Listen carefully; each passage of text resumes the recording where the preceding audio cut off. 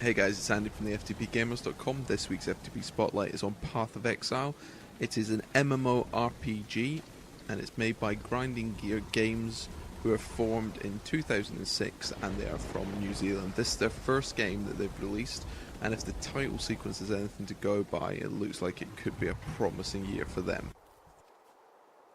Okay, so there's 6 different classes to choose from, and I chose the Templar class.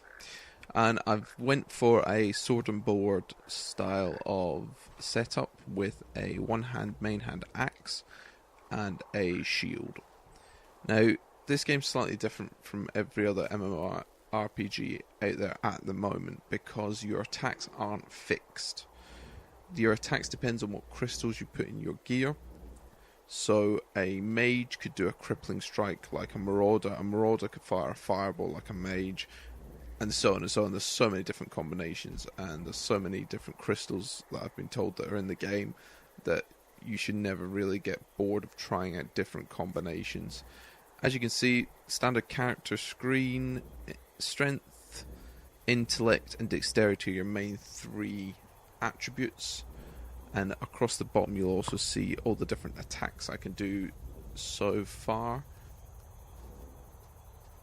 Now, unlike most MMORPGs, movement in this game is determined by where you click the mouse, not by the arrow key movement. So, at times this could be quite fidgety. Oh, he exploded. And other times quite annoying, and sometimes it works really well, so it's just getting used to that system. Now, as I said, the spells and attacks you can do are done by the gems that are in your gear. Now, even though I have some gems in my gear that I can't actually use, like Thunder Strike was one of them. I don't know if it's still in there. Glacial Hammer is another one. That's a 2-handed one, but because it's in my armor currently, it's leveling up with me, even though I'm not using it as an attack. It's quite nice and refreshing to see the options. Just go and look. You guys can have whatever attacks you want. You make the character you want. So here's the armor screen, and as you can see, there you go. There's the red gem, which is heavy strike, and there's spark, which is lightning. So like, I've got a mix up of a range attack with sparks, and then I've got my big heavy strikes as well. Item rarity as well, just like in all other games, you get your common loot, you get your semi-common loot, you get your uncommon loot. You get purple, which is your rare loot, and then you get your gold, which is extremely rare loot again.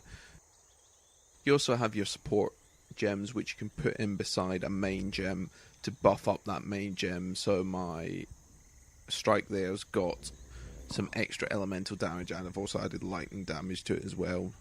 And there's a fireball gem, blue gem, just waiting to go into my gear as soon as I find a blue slot. At the moment, I currently don't have one to put it in. I was going to put it in just for fun, just to see what it does, but at the moment there's no space. You also have potions that you can equip to your 1, 2, 3, 4 and 5 buttons. That's a speed potion. Beside that's a mana potion to regain mana, and then I've got 3 healths. Because I am a sword and board, I do take a lot of damage running in and just getting the attention of the enemy. So I've got 3 different potions I can use up to quickly regen health.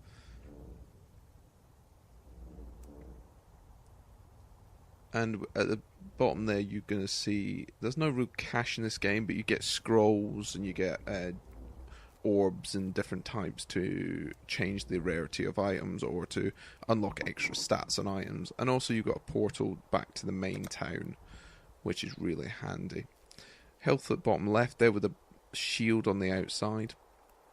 And on the right, you've got your mana bar. Now I've got Tempest Shield active at the moment, so you'll see that a little bit of my mana is already taken up and does not regen. And there you go, that's the 3 I've set to my left, right and center clicks, and then at the bottom I've got Q, W, E and R, T all set up there with extra spells. So this is a low level area. At the moment I'm just literally farming portal scrolls. You can get these off of any creature, but because this is a low level area, it's easy to kill and easy to find in this area. There you go, chests, loot drops, boxes are all around. Graphically, this game looks pretty good. Sometimes your camera will get locked on a bit of scenery or it'll block and you can't really see what you're attacking. So it's a good idea to have a nice AoE spell that you can either throw down and run away, or just move around. Oh. And that was detonate corpse. I don't know why I did that. I'm guessing I accidentally bumped the button. It's a problem with having the middle mouse button as one of your attack spells. Sometimes when you're moving your mouse or doing other stuff, you're going to bump into it and it's going to click and activate. So it's good and handy to have an attack that uses low mana on that button. I've also got the item text turned on. It's a lot easier to spot items that are on the ground, especially if you've got a sword that's underneath two corpses. Seeing that's going to be impossible, so turn that on and it makes it a lot easier. We've also got battles here, nothing. No, not having much joy with the portal scrolls at the moment. I might need to come back to this later. So this is a town. This is the very first town you come to. Very simple town.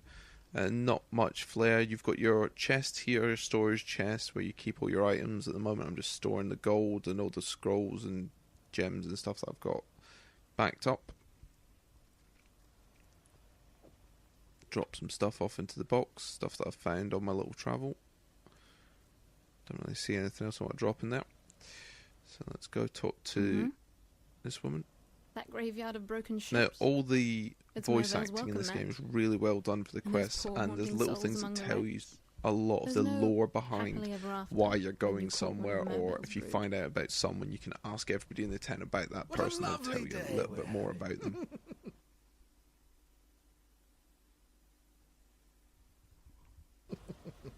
Siren's Cove belongs to Mervale. Those butchering buccaneers sailed off that way, the ones that plundered my poor Mary Gull. There we go. It would be poetic justice if they'd stopped off for a sing-along with Mervale's lovely daughters Just talk to on the their way third person home. in the town as well. Ask them about the same people as well. Still alive, are we? Mervale's a princess turned monstrous by the jewel she wears at her throat. If you have to quench your curiosity about Mervale, go look at the corsairs that haunt the grave of ships. Like any mother, Mervale's got hungry mouths to feed. There we go. And this is just selling the items. All you do is simple drag and drop, and as you can see at the top there, it's got some papers, and then other stuff has been added in. So no cash money gets exchanged at this part of the game. It's just giving you items that you can build up and stack. And then when you get the bigger items, you can do stuff like increase rarity, change slots, on all this amazing stuff that you can do to customize your gear to the way you want it to be. Items do come with a thing called undiscovered on them. It's normally the higher end, the purples and the golds. And this is stats that are hidden until you use a scroll of wisdom to open them to see what they are. Now, scrolls of wisdom you get from selling stuff. You find the scrolls of wisdom all about the place. They're not that rare, but they are quite rare, so don't use it on everything. Only use it on stuff you're either really interested in or stuff you want to use for yourself. All you do is right click on the scroll of wisdom, left click on the item, and you'll see all these stats just appear like that. So if I was a ranged classed person, there's loads of stuff on that one that would be really interesting to me. I think I'm just going to put it in the box and keep it for if I do start another character, because I don't really see a Templar running around with a wand out. I think a Templar doing that would get quite a slag in, to be totally honest. Now this next bit is the most complicated part of the game, and it is the talent tree. Now if we zoom out here, you can see how many different options you have to go through to choose to make your own spec up. So with this, unlike WoW where they've changed their talent tree to something totally horrendous, this has so many different options and so many different ways to play your character that I would pretty much say that every single character is going to be unique to the player. You have small talents and big talents. That's a big one, so you see a double buff on it, or it'll do something special. And then you've got single ones which are just like plus 10s, plus 5s, plus 2s, whatever, on whatever stats they needed to be. So trying to plan your way through the talent tree is pretty impossible. What I would say is play it through the game, enjoy it, and just drop it as you're going. That's the map as well. You can travel by waypoints. There's quite a few in each section, so you're able just to click on the waypoint tablet And again, you can make up parties with your friends, randoms that you don't know, people you've met in game, can all group up and go on big giant quests together. That's the waypoint stone, and this is going to take us to the dungeon area we want, or the zone area, if you want to call it that. Load times in this game are pretty short. They're not too bad at all. Everything in this area is my levels, but I might die, so I will warn you in advance. And as you can see what I mean by the camera, because that edge of that mountain was there, oh, level up, you couldn't really see what was there, so if there was an enemy on that corner, there was no way of me seeing it. Do my level up just now quickly. Here's our big giant talent tree again. What do I want to put this on? Intellect. Might put it there. What's our other options? Strength. Leads on to that. So I need another one-handed before I can take that. What's up there? That's two-handed. I'm not using two-handed weapons. And that's... Right, let's put it here. And you can see that how they've done the caves. They look like caves. They feel like caves. They're not brightly lit. There's not some weird texture all over the place. Oh, that's a purple difficulty guy. They're normally quite difficult. Oh, there you go. So this is the first kind of mini boss. That's about. I'm going to need to drink some potions to keep my health up and attacking at the same time. There we go. And again, the higher the boss difficulty or mini boss difficulty, the better loot drops. So that guy dropped 2 purples. Don't think either of them are any good to me, but we'll pick them up and we'll sell them. And there you go. This is your gems level up with you. So we'll just click here. That's automatically done. You don't need to mess around with it. And there we go, it just shows you on there that it's now level 5. It says underneath the spell type, you know, its level. It shows its increased damage. It shows what else it can do. It also shows you your mana consumption on some spells. Some other ones will have a really low mana. If it's just like a mortal strike, it'll be really low, but it still will contain a little tiny bit of mana. So you're not always swinging for the fences. Oh, squids. A lot of lightning bolts. Does that look like another mini boss? There's another mini boss. 2 in 1 show. That's pretty close. There he is down there. Hello. And this is where you see me drink a ton of potions to get my health back up really quickly, because I'm going to stand there and take a ton of damage. Anything interesting? Oops, wrong button there. Sorry about that. We'll take them. They're gold items. We'll take them, but I don't think I'll be using them. No, nothing else interesting. Put a scroll of wisdom on there, see what the stats are. Oh. Actually, not bad stats. If my boots weren't better at the moment, I probably would put them on. But they do have a lower armor rating than the ones I've currently got, even though the ones that I picked up were gold. The better armor and the rarity of loot on the boots are a lot more handy. Also a chaos orb. Wonder if I need to change anything. That's lots of red on the head. I suppose I could change that. Don't really want to change the boots because they've got green on it. Yeah, okay, we'll show you this. We'll again right click, left click, and it'll change it. No, it won't change it because you can't do it if it's equipped. So we'll do it again. Oh, jackpot, there we go. So it's changed it to a blue slot now off the red slot, and because we've got that fireball spell, we can now move it into there, which now puts it on our bottom bar. Now, when we put it onto our bottom bar, or equip it, it is level 0, meaning it's not going to be very powerful. So against these level 14, there you go, it did a quarter damage, compared to my big strike there that makes them explode. It takes them out in one shot. So having it equipped will allow it to level up quickly and easily. Oh, that one got finished off with the fireball. Explosion. And here I'm having a problem just clicking on them, because these squid things, they have a tiny little center body that you need to click on, and the legs are moving constantly, so they're really hard to click on. So, anything in here? No. Oh, ambush. Oh, okay. There you go. The squid legs are really hard, so they're a pain in the backside to take out, especially when you've got the click and move at the same time. You can see it here as well, where I click on the guy and click it on him, and it's like, nope, not doing it. And there we go. Clicked on him, but I missed. There's more of them down here as well to take out. There we go. Luckily for me, I've got these explosive strikes. I've also got corpse explosion, so if I can't click on them, I can hit one and then two, and it'll quickly just destroy them. Oh, that's fireball leveled up again. So you can see level 14 attacking level 14 creatures. Spells do, or new spells do level up pretty quickly. All my other spells are level 5, so they do take quite a while to level up. And you need to meet a requirement as well, so for me to go from level 5 to 6 on one of my spells, it might say that I need intellect of 56 or above, so it won't level up anymore until I get that 56 or above on the intellect, which normally means using spells. Oh, there's a corpse there. There's an archer, get rid of him first.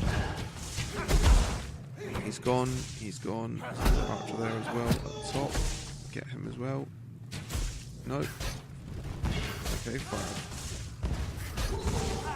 For some reason it's refusing to send me down there.